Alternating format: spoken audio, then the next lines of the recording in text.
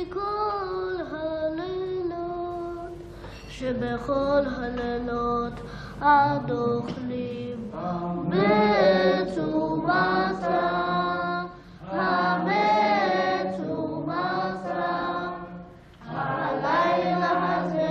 En esta noche, en el mundo entero, millones de judíos sentados alrededor de la mesa preguntan: ¿en qué se diferencia esta noche de todas las otras noches?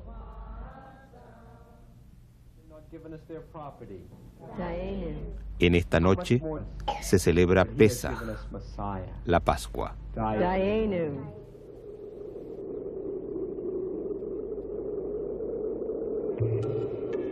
La fiesta de Pesaj o Pascua judía recuerda la liberación de los hijos de Israel de 400 años de penosa esclavitud en Egipto. El Éxodo, cuando Moisés condujo a más de 600.000 esclavos hebreos con sus escasos bienes de una tierra de idolatría al desierto del Sinaí.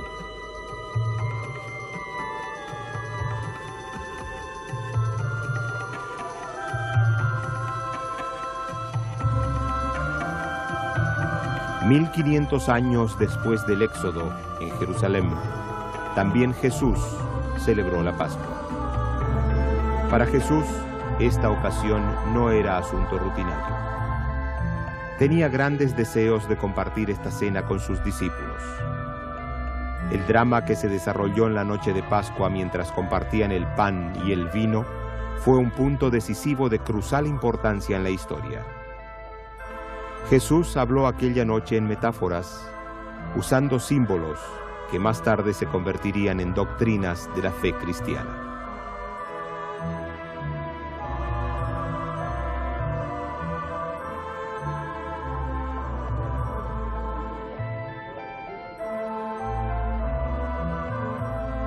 Representada en innumerables cuadros y otras formas de arte en el mundo entero, esta singular cena de Pascua es más conocida como la Última Cena.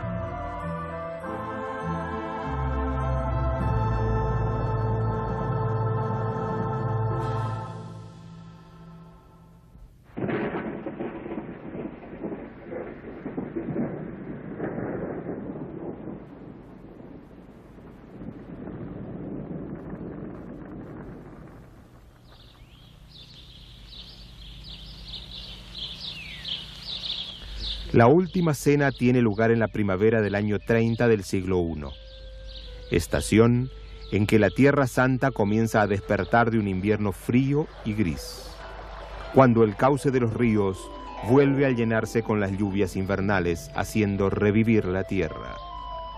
Estación en la que la flora irrumpe en forma espectacular, anunciando el renacimiento de la naturaleza.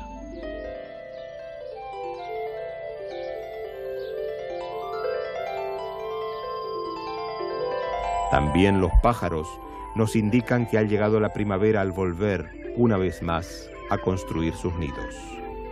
Los venados corretean por doquier, mostrando ufanos a los nuevos vástagos.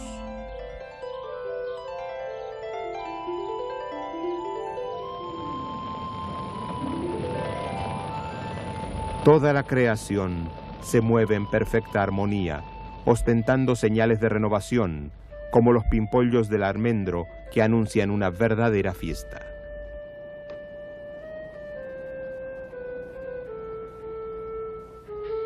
El pueblo judío también tiene sus ritos de primavera, la Pascua.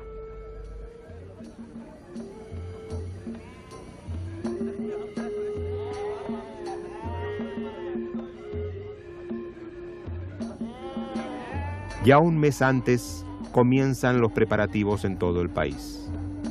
Reunir suficientes provisiones, seleccionar las mejores reses de sus rebaños para el sacrificio pascual, organizarse para el largo camino a Jerusalén.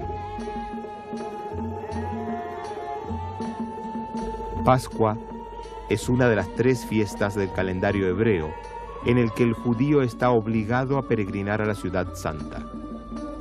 Centenas de miles van a Jerusalén para unirse a sus parientes y celebrar juntos el Éxodo.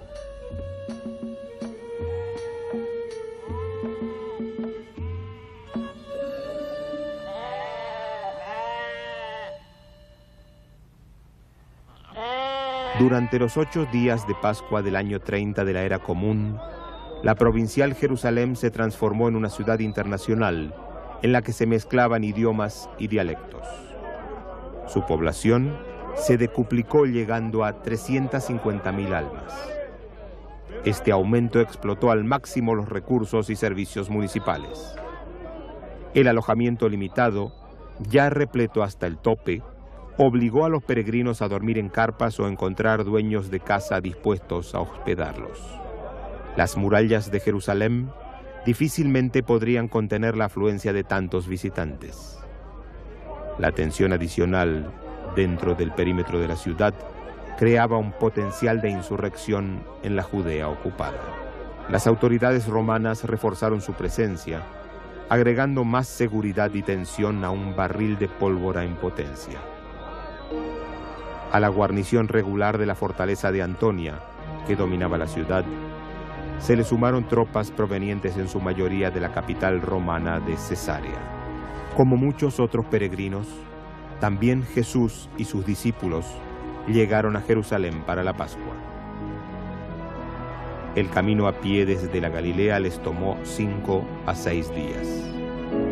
Atravesaron parajes conocidos a lo largo del caluroso valle del Jordán, pasando las noches en aldeas o acampando en huertos de olivos bajo el cielo estrellado. Llevaban poco consigo, confiando en que la divina providencia les suministraría todo lo necesario.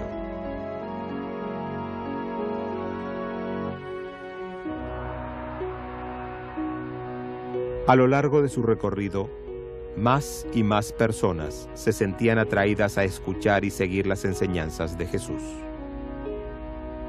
Pronunciaba palabras de amor y fe que seducían a la gente. Cautivadas por sus conceptos de compasión y esperanza, las masas iban en aumento. En esta pequeña ciudad de Betania, a 7 kilómetros de Jerusalén, Jesús realizó el más grande de sus milagros, resucitando a Lázaro.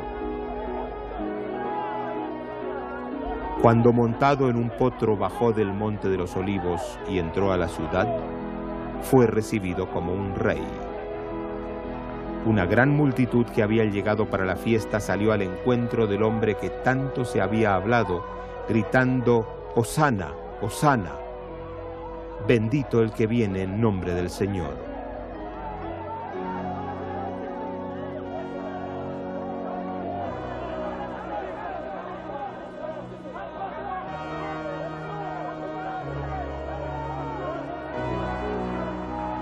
La euforia registrada a su llegada a la ciudad santa creó en los discípulos la impresión de que les esperaba una Pascua alegre.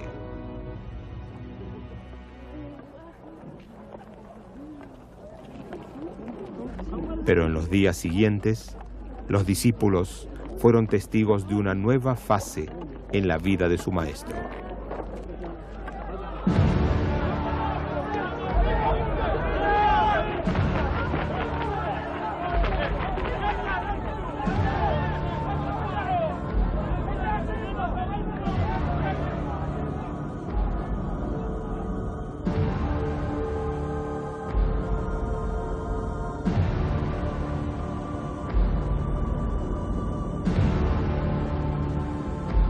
Se había levantado un muro entre Jesús y el establecimiento religioso. El sumo sacerdote Caifás se enfrentaba con un serio dilema. Jesús había creado mucha conmoción y Caifás sabía que cualquier desorden le daría a Roma el pretexto que necesitaba para poner fin a la libertad religiosa de Judea. Para Caifás, Jesús se había convertido literalmente en un verdadero prófugo.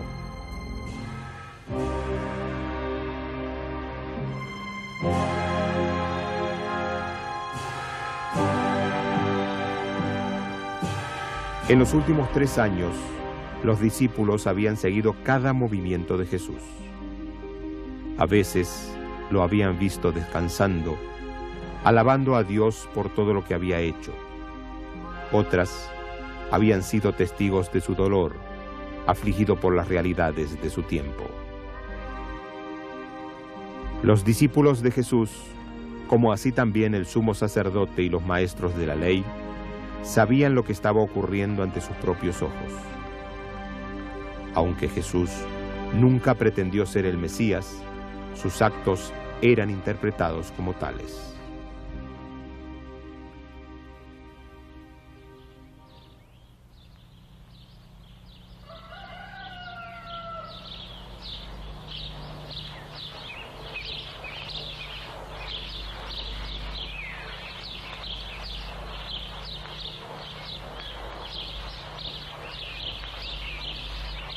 Mañana del jueves, a contadas horas antes del comienzo de la Pascua.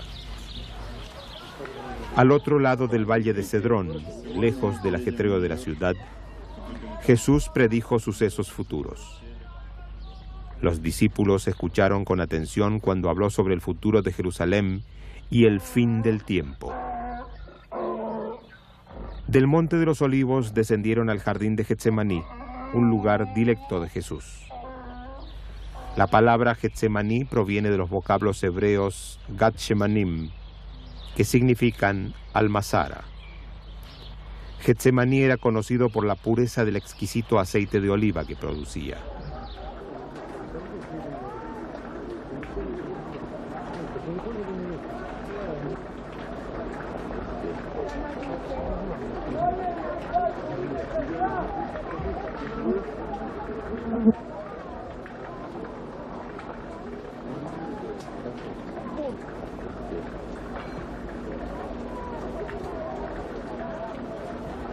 Debían ocuparse de los arreglos necesarios para la cena de Pascua. Había mucho que hacer y el tiempo escaseaba. Ni siquiera habían decidido dónde participarían en la cena del Ceder. Esperaban que Jesús diese las respuestas.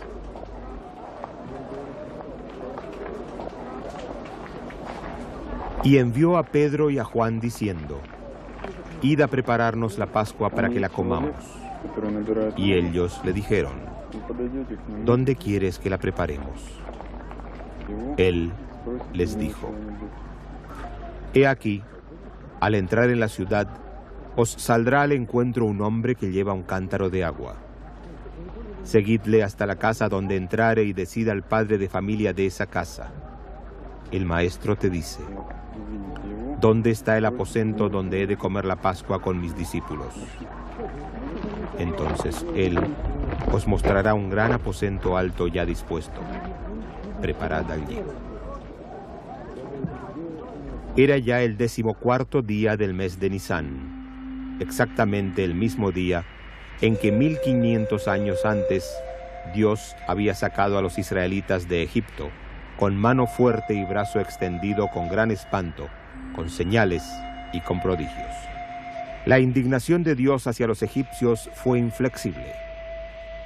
Vio la amarga opresión que sufrían los hijos de Israel a manos de los capataces.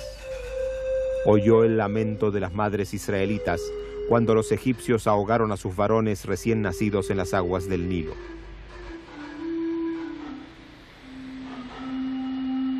Envió a Moisés a exigirle al faraón que liberase a su pueblo. Pero el faraón se negó, alegando: «No conozco al Señor».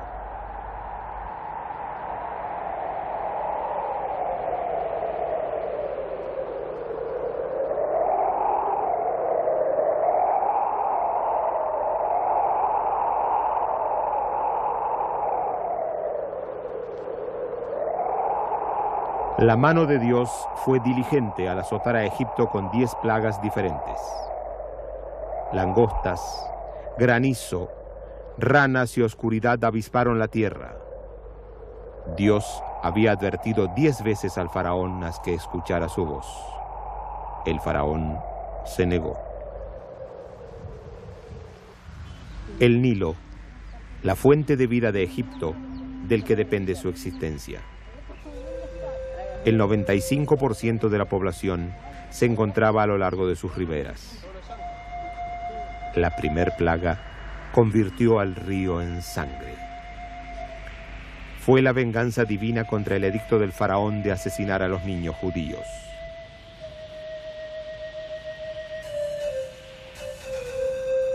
Vuelve a aparecer una referencia a la sangre en la 10ª y más terrible de las plagas, cuando la sangre del cordero sería usada para salvar a los niños de Israel del ángel de la muerte.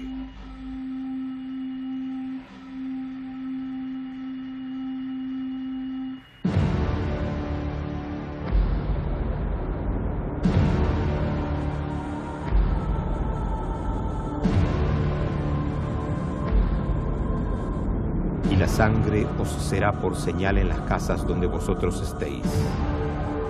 Y veré la sangre y pasaré de vosotros, y no habrá en vosotros plaga.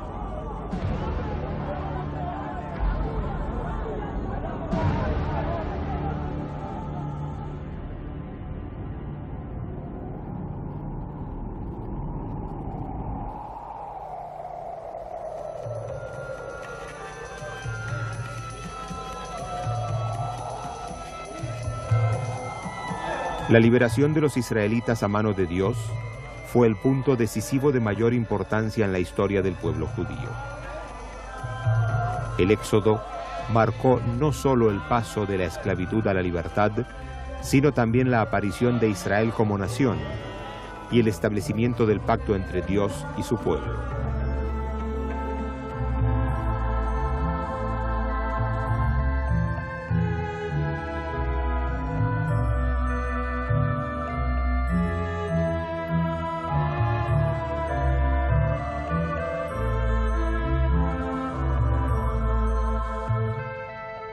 Después de errar 40 años en el Sinaí, los hijos de Israel se convirtieron en herederos de la tierra prometida.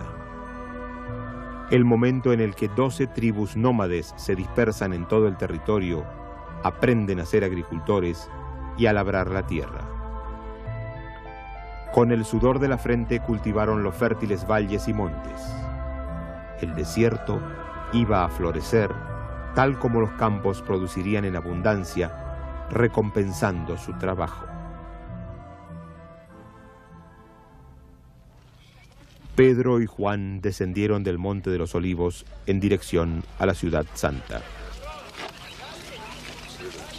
A pesar de ser temprano en la mañana, los sonidos que provenían de la ciudad reflejaban la actividad de la gente ocupada en los últimos preparativos de Pesaj, la Pascua judía.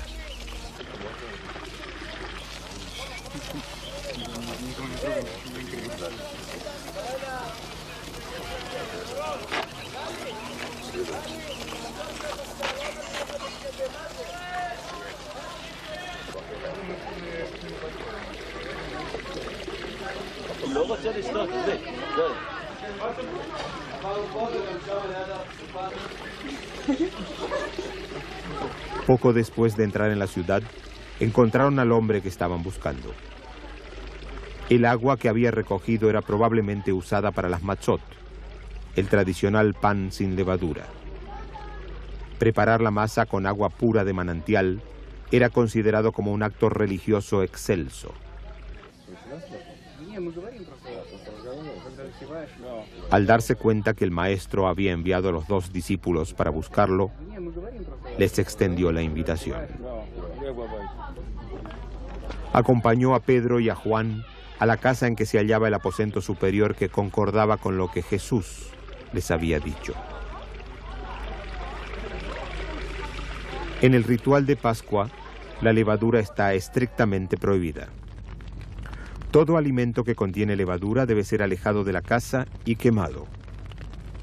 Hay que llevar a cabo una búsqueda minuciosa en las despensas, bajo las alfombras, en la ropa o en cualquier lugar en el que pudiera esconderse una miga.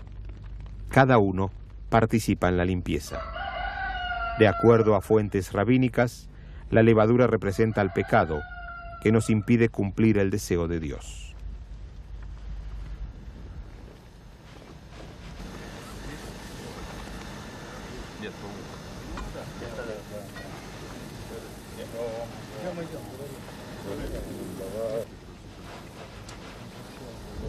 Pedro y Juan siguieron a su anfitrión a la casa. Durante la fiesta de Pesaj, los habitantes de Jerusalén acostumbraban a abrir sus casas ante desconocidos.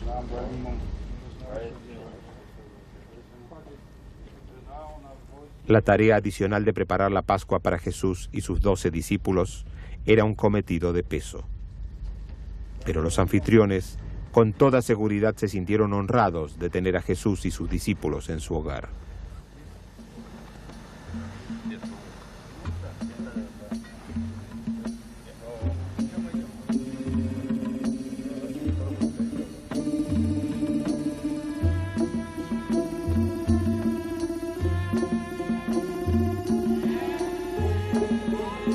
Era mediodía. Reunidos fuera de las murallas del templo había rebaños de cabras y carneros. En todos los patios de la ciudad de Jerusalén estaban preparando hornos especiales para asar los sacrificios pascuales.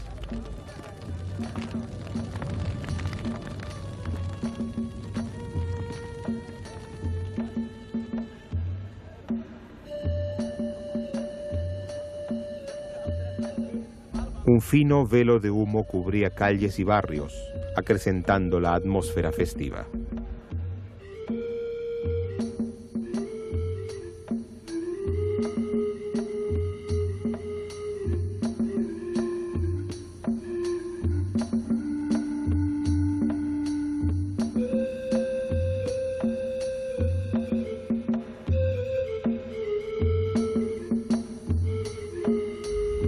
La harina especial necesaria para preparar las matzot provenía de campos de granos selectos que se cultivaban aparte.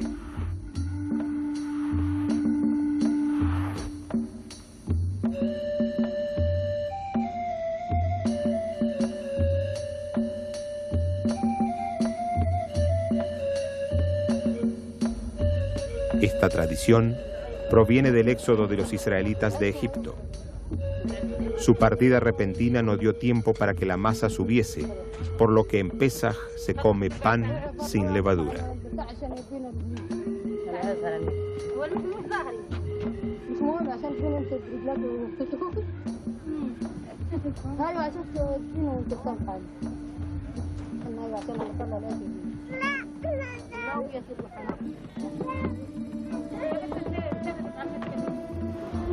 Es probable que esta haya sido la antigua forma de preparar pan sin levadura. Después de mezclar harina con agua y de amasar bien la mezcla, se la extendía finito y se la colocaba rápidamente sobre una plancha caliente. Unos momentos después se la daba vuelta. En pocos minutos estaba lista.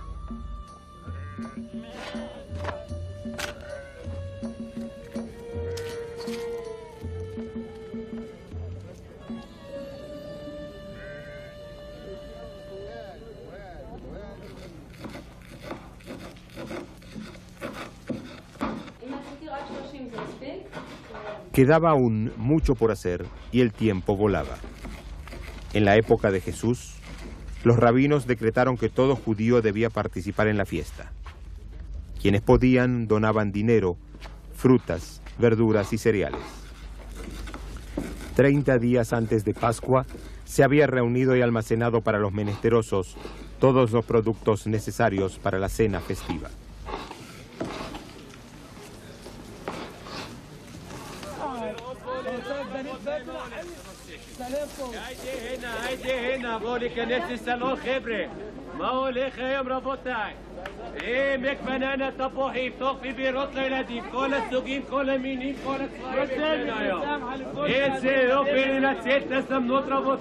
En el Israel de hoy, al igual que en tiempos de Jesús, Pascua es una época en la que cada uno está sumido en el fervor de los preparativos de la fiesta.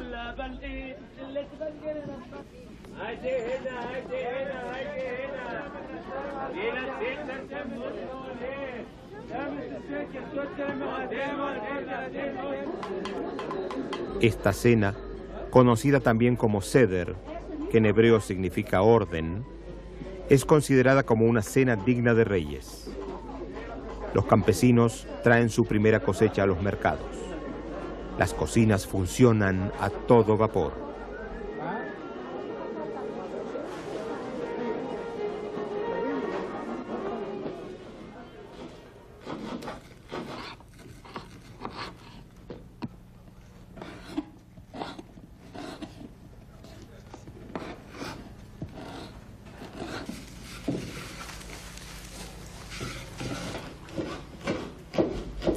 Cocinar para los 13 huéspedes adicionales solo contadas horas antes de la fiesta debe haber sido un verdadero reto.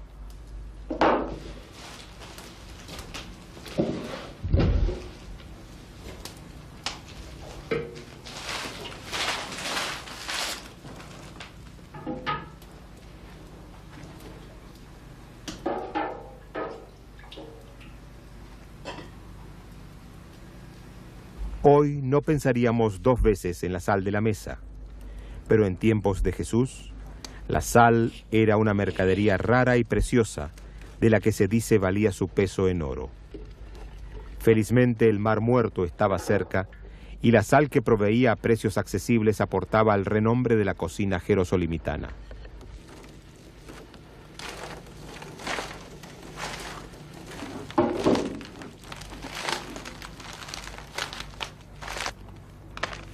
Puesto que no se permitía ningún tipo de pan, en los 8 días de la Pascua el arroz pasó a ser un elemento principal en la alimentación. El arroz, un ramo agrícola exitoso, fue introducido a la región por Alejandro Magno en el período del Segundo Templo. El grano era cultivado en el fértil valle del Jula, al norte de la Galilea.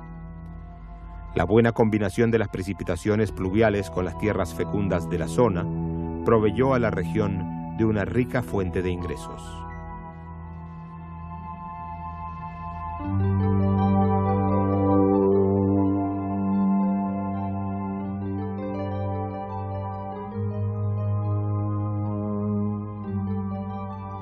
La vid es mencionada por la Biblia 16 veces, quizás para subrayar la importancia de su fruto. También las hojas son comestibles. De hecho, uno de los platos mediterráneos más antiguos son las hojas de parra rellenas. Comentarios rabínicos describen la cocina jerosolimitana como que utiliza gran variedad de condimentos, especialmente al cocinar verduras. Se refieren a los aderezos como enmendadores de alimento, puesto que mejoran el gusto del más sencillo de los platos.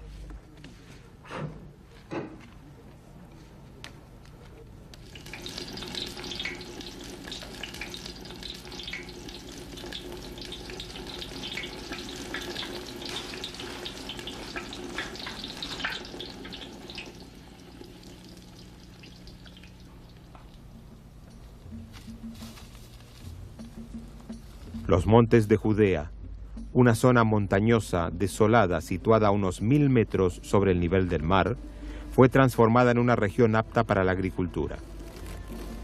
Esto se refleja en nombres como Monte de los Olivos o Betlehem, Belén en castellano, que significa Casa del Pan. Cuando los israelitas comenzaron a cultivar la tierra, fueron bendecidos con una copiosa variedad de productos agrícolas autóctonos.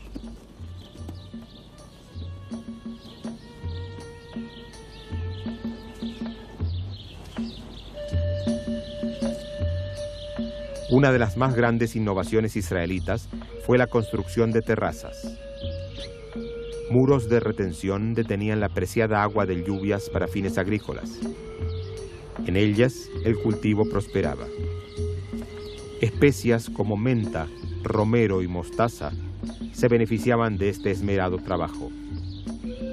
La construcción de terrazas impidió la erosión de la tierra y agregó una nota de belleza al paisaje. Algunas de las plantas que llegaron a la cocina fueron usadas no solo como condimentos, sino que tenían también usos medicinales y religiosos. Cada detalle era esencial para que los platos fueran atractivos, tanto para la vista como para el paladar. Dos de las frutas más importantes del país, los higos y los dátiles, eran generalmente servidos como postre. Se abría con cuidado las frutas secas y se las rellenaba con diversos tipos de nueces y mazapán.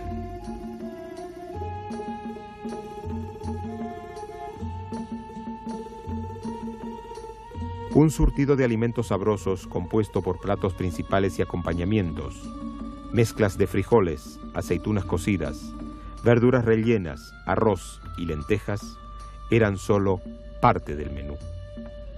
Se preparaba asimismo platos ceremoniales como el jaroset, una mezcla de nueces, pasas y manzana.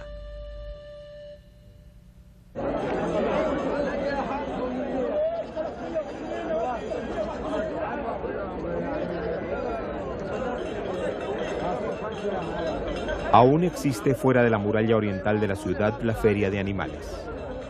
Al igual que en tiempos de Jesús, cumple un papel social de importancia. Es un lugar de comercio ruidoso, de regateo y de discusiones. Es el lugar en que los atributos de cada animal son examinados detenidamente por si tiene defectos.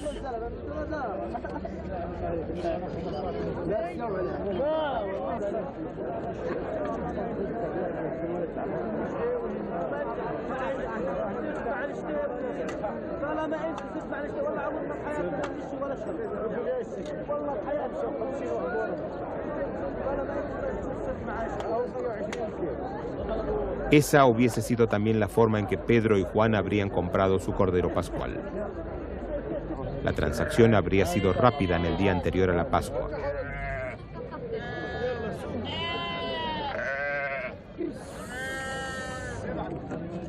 En el espacio de 3 días, había que vender más de 30.000 corderos.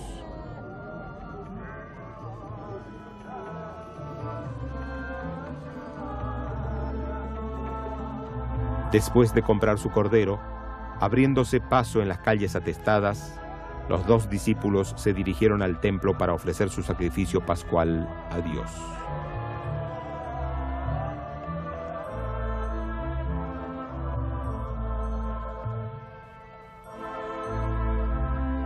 Podemos imaginar cómo habría sido este sacrificio observando los rituales de Pascua que en el monte Gerizim llevan a cabo los samaritanos de Israel.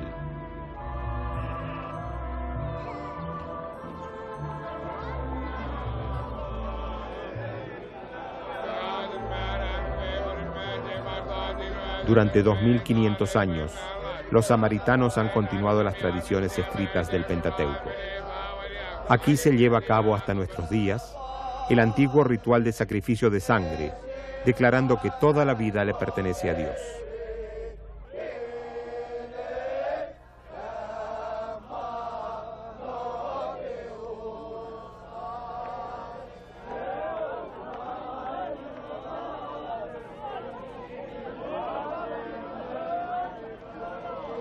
Más de 60 ovejas serán degolladas durante el día.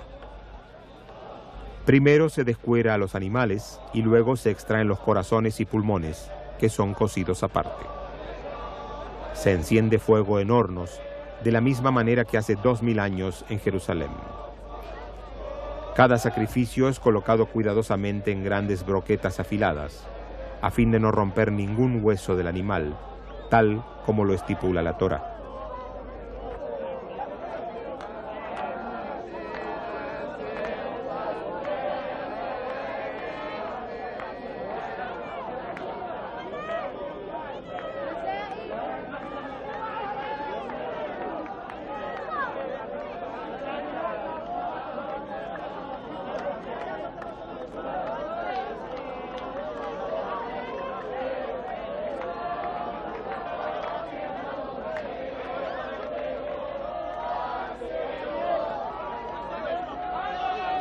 El sacerdote da la señal y los corderos son introducidos a la hoguera. Se coloca encima una parrilla para mantener fijas las broquetas. Para que la carne no se chamusque, se cubre con mantas mojadas que ahogan el fuego. Además, se coloca barro mojado encima para cortar el suministro de oxígeno y retener los jugos de la carne de cordero.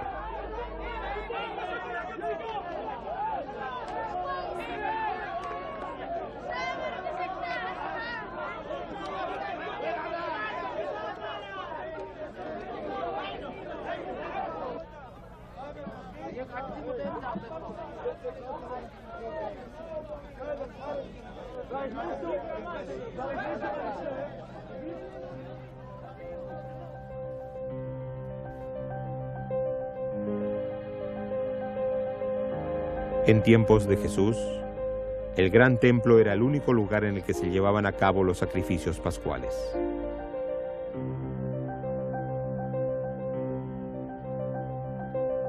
Antes de entrar al recinto del templo, cada persona debía purificarse en un baño ritual llamado mikvé.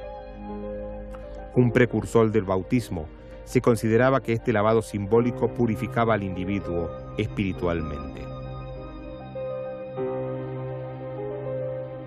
Más de 70 baños rituales fueron descubiertos junto a la muralla meridional de la ciudad vieja. Luego de esta inmersión, estas gradas conducían a través de arcos al recinto sagrado.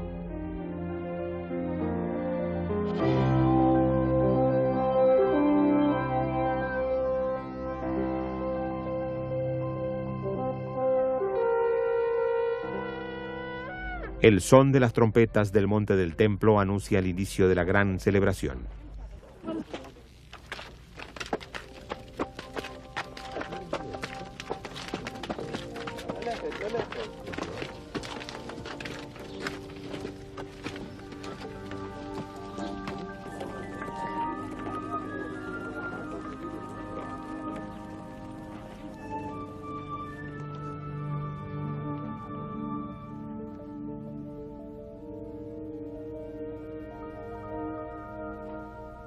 El olor a comida llenaba el ambiente.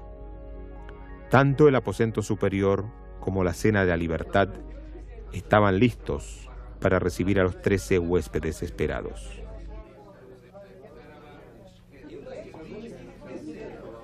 En tiempos de Jesús, el estatus de la persona se medía de acuerdo al lugar que ocupaba en la mesa. Antes de comenzar el Seder, hubo al parecer una discusión entre los discípulos. Seguramente arguyeron que mientras más cerca a Jesús estaba uno sentado, mayor era el aprecio del que gozaba por parte del Maestro. Podemos suponer que Juan y Pedro esperaban sentarse al lado de Jesús, pues él les había pedido personalmente que preparasen la Pascua. Juan, un hombre comedido y brillante pensador, como lo demuestra claramente su Evangelio, recibió uno de los lugares de honor junto al Maestro.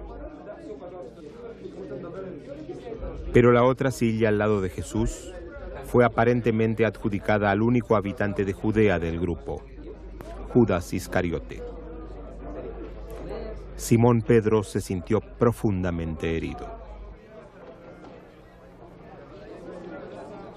Los discípulos eran un grupo formado por 12 personas muy diferentes que permanecieron juntas durante 3 años. Con toda seguridad, de vez en cuando había controversias y desacuerdos. Fue en esta oportunidad que Jesús decidió enseñar el principio de la humildad.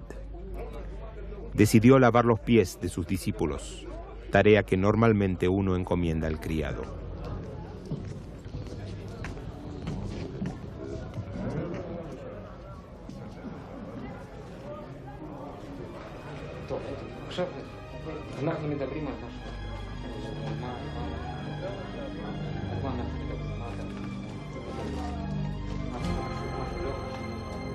Acercándonos a Pedro, vemos qué desconcertado está. Dícele Pedro: «No me lavarás los pies jamás». Respondióle Jesús: «Si no te lavare, no tendrás parte conmigo». Dícele Simón Pedro: «Señor, no solo mis pies, mas aún las manos y la cabeza».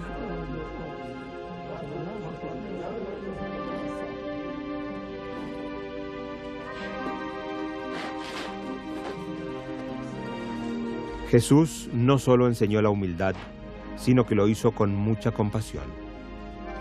Fue capaz de hacerle comprender a Pedro y así logró calmar los ánimos.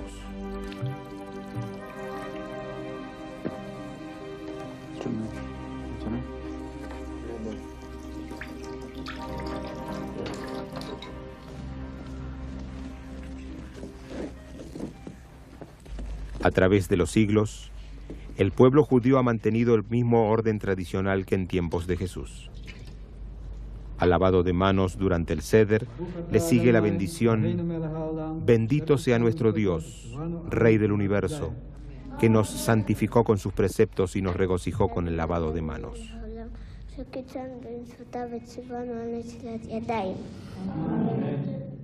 En esta noche es seriamente expresada la esperanza de que la redención del hombre.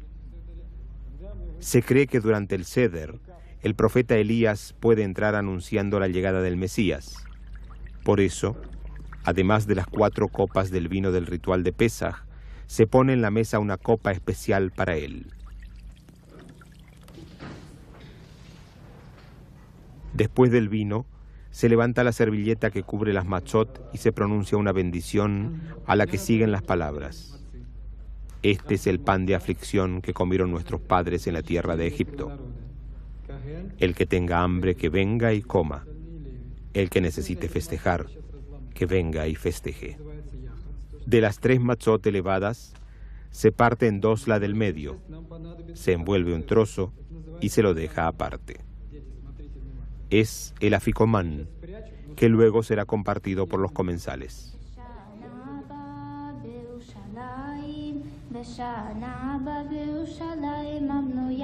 Ahora comienza la lectura de la Agadá, que narra la historia de los hijos de Israel desde el Éxodo hasta la construcción del templo. El relato es contado con cantos e himnos, recalcándolo con bocados de hierbas amargas, cuando se habla de la dura vida en Egipto, o tomando vino, cuando se glorifica a Dios. Se cree que Jesús y sus discípulos celebraron el Seder en el monte Sión. La gran iglesia de la Abadía de la Dormición se encuentra justo frente al edificio que se supone es el del aposento superior. El lugar atrae hoy a numerosos visitantes y peregrinos, pero solo algunos de ellos saben que es contiguo a la tumba del rey David. Aunque algunos eruditos niegan esta suposición, el lugar tiene una larga historia. En los siglos II y III fue una sinagoga mesiánica. Posteriormente fue renovada por los cruzados. Si este es en realidad el sitio auténtico, al observarlo podemos suponer que Jesús y sus discípulos habrían estado sentados aquí.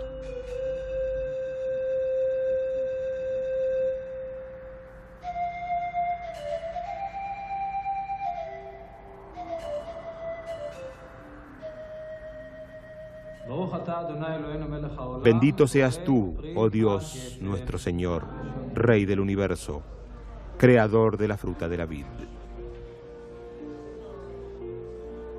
Jesús comenzó con el Kiddush, la bendición festiva del primer vaso de vino de la celebración. Luego Jesús lo pasó a cada uno de sus discípulos, comenzando por Juan, que estaba sentado a su derecha. Era vino tinto, para recordar la sangre del Cordero que salvó a los hijos de Israel en Egipto. Mientras tomaban el vino, recitaban en silencio la bendición: porque nos diste con amor, oh Dios, nuestro Dios, esta fiesta de las Matzot, fiesta de nuestra liberación.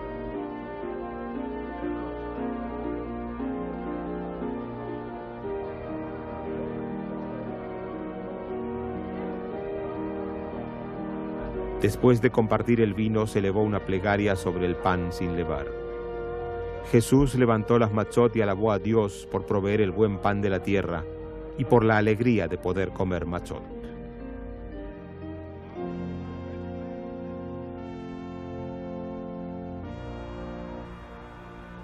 Ahora viene el turno de las verduras amargas, el segundo vaso de vino y la copa especial para el profeta Elías.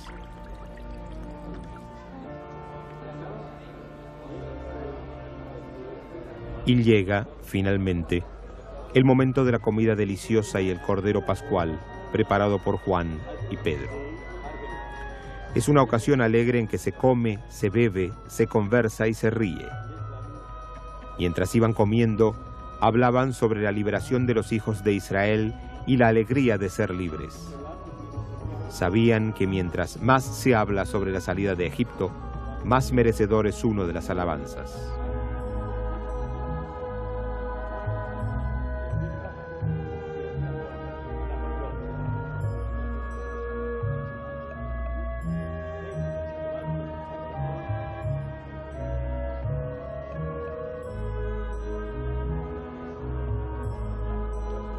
La mesa era un acopio de abundancia.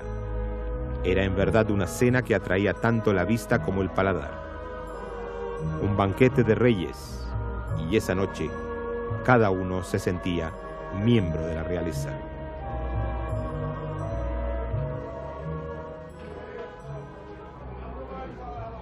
Pero de pronto, el estado de ánimo cambió. Y mientras comían, dijo: de cierto os digo que uno de vosotros me va a entregar. Y entristecidos en gran manera, comenzó cada uno de ellos a decirle: ¿soy yo, Señor? Entonces él respondiendo dijo: el que mete la mano conmigo en el plato, ese me va a entregar. Entonces, respondiendo Judas, el que le entregaba, dijo: ¿soy yo, maestro? Le dijo: tú lo has dicho.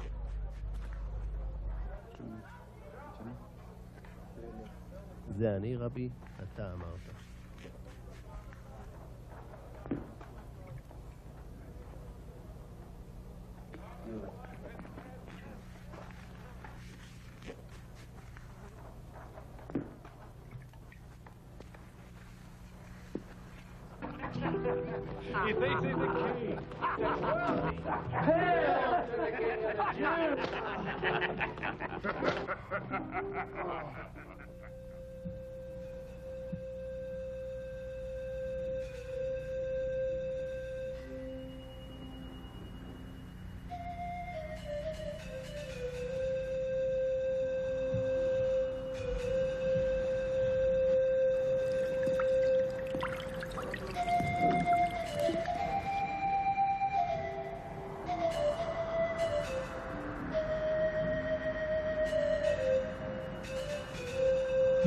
Después que Judas salió del aposento, Jesús tomó la copa, pronunció la bendición y se las dio a sus discípulos diciendo: tomad esto y divididlo entre vosotros. Y les dijo: esta es mi sangre del pacto que es derramada por muchos. Y os digo de verdad que jamás volveré a tomar del fruto de la vid hasta el día que vuelva a tomarlo con ustedes en el reino de Dios. Jesús levantó las matzot y dijo: este es mi cuerpo.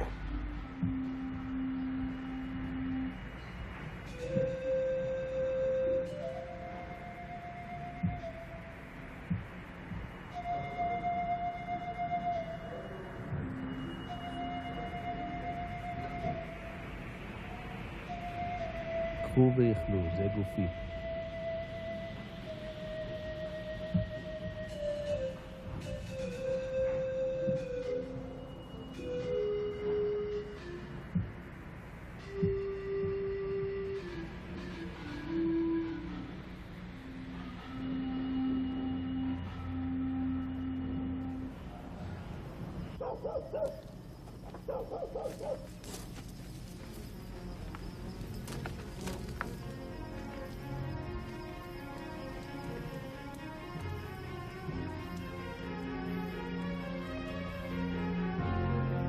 Esa noche, poseído por su destino y su codicia, Judas se encaminó a la casa de Caifás.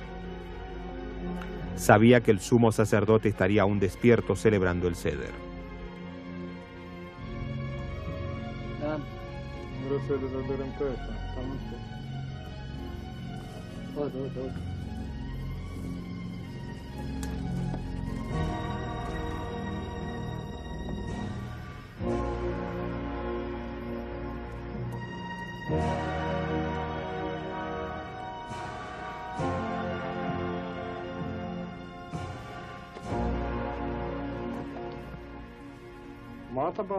¿Por qué vienes a esta hora de la noche?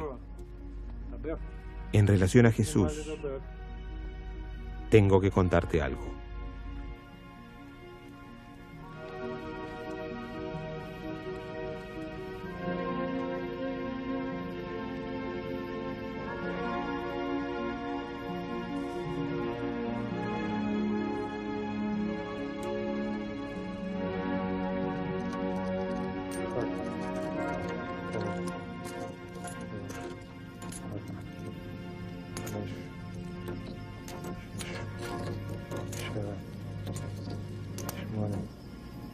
invitation. Yes, sir.